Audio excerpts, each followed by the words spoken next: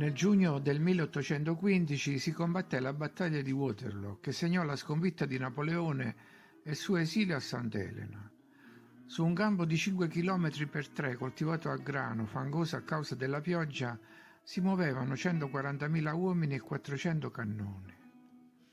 Dopo la campagna di Russia, Napoleone aveva messo insieme il suo nuovo esercito, facendo ricorso alla coscrizione obbligatoria.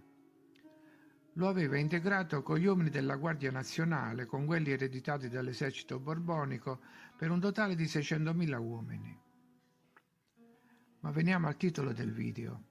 Un esercito di 600.000 uomini significa anche 600.000 uniformi, e se per ogni uniforme calcoliamo 20 bottoni, abbiamo un totale di 12 milioni di bottoni. Chi li aveva fabbricati, come e dove? Sui bottoni di Napoleone sono sorte delle storie. La prima è che i bottoni di stagno del precedente esercito si erano spaccati per il gelo in Russia e questo poteva aver contribuito alla disfatta dell'esercito, poiché i soldati non riuscivano più a proteggersi dal freddo abbottonando i cappotti. Ma probabilmente si tratta di una leggenda. Si dice anche che i soldati si fossero ammalati per avvelenamento da stagno, ma pare che i sintomi di tale avvelenamento si manifestino dopo 18 mesi e la campagna durò solo 7 mesi. E un'altra storia vuole che Napoleone, disgustato dalla vista delle divise sporche dei soldati che si pulivano il muso sulle maniche dei cappotti, ordinò che venissero apposte delle file di bottoni sulla parte che avvicinavano al viso, così se l'avessero fatto si sarebbero feriti. I bottoni dunque entrarono a far parte integrante delle uniformi e ci si chiede appunto chi attaccasse tutti quei bottoni e chi li producesse. Siamo agli inizi dell'Ottocento. Fino a qualche anno prima i bottoni erano solo degli ornamenti, dal momento che gli abiti non avevano asole ma solo stringhe.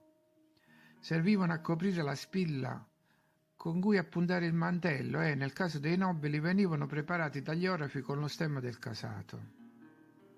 Solo nella seconda metà del XVIII secolo compaiono le camicie con bottoni di madreperla, oro o argento.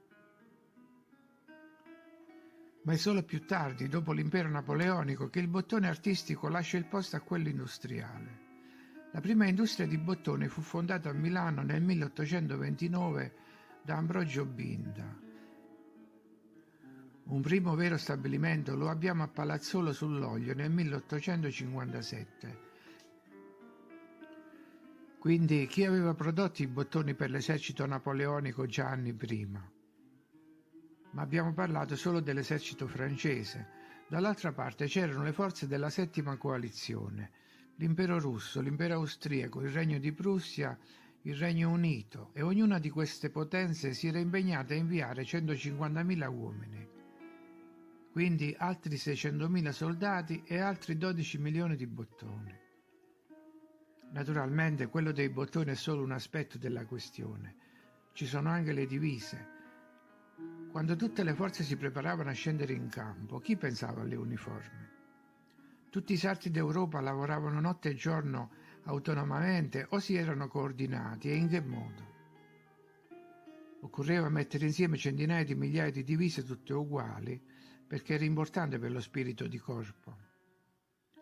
Allo stesso tempo bisognava reperire le stoffe colorate, distinguendo i fregi dei dragoni da quelli degli artificieri o dei cavalieri, e poi i berretti per i soldati e i sottufficiali di rango diverso. E chi badava alle differenti taglie?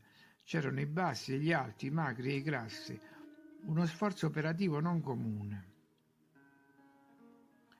E quando seduto occorrevano a un ambizioso granatiere per avere la sua bella divisa da sfoggiare anche al ballo di reggimento.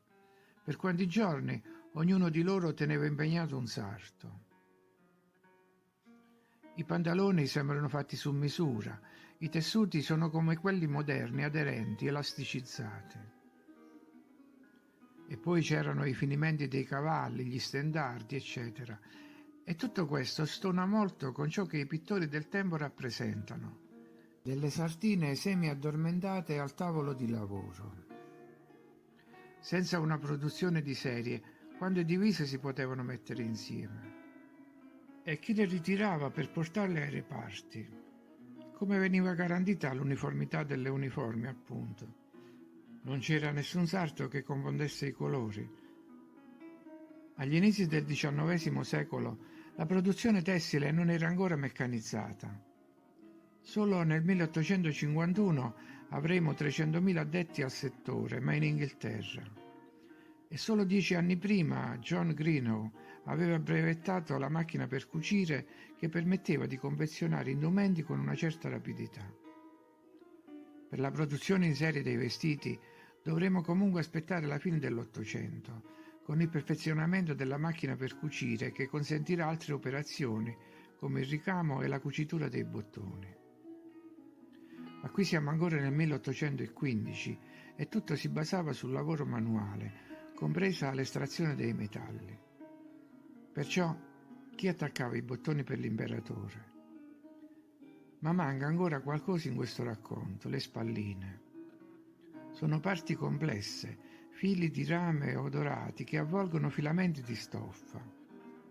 Sembrano componenti elettrici. Chi si occupava di avvolgere il metallo ridotto a filo sottile?